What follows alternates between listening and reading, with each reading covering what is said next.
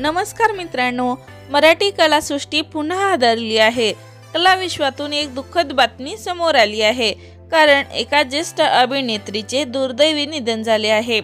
तर चला जाणून घेऊया काय आहे ही सविस्तर माहिती। ज्येष्ठ मराठी अभिनेत्री शांता तांबे यांचे दुर्दैवी निधन झाले आहे। वयाच्या 90व्या वर्षी त्यांनी अखेरचा श्वास घेतला। मराठी नाटकामधून आपल्या अभिनय कारकिर्दीची सुरुवात करणाऱ्या शांता तांबे यांनी अनेक नाटकांमधून विविध भूमिका साकारत प्रेक्षकांचे मनोरंजन केल्या होत्या। त्यांनी 400हून अधिक चित्रपटांमध्ये काम केल्या होत्या। मोहितेची मंजुळा, मर्दानी, सलाम माझा ऐका, आई पाहिजे, बाई मोठी भाग्याची, मोल करीन, दोन बायका फजिती ऐका अशा चित्रपटांमधून त्यांनी अभिनयाची छाप प्रेक्षकावर पाडली आहे। परंतु उतरत्या वयामुळे त्यांनी पुन्हा मालिकेतून ब्रेक घेतला होता।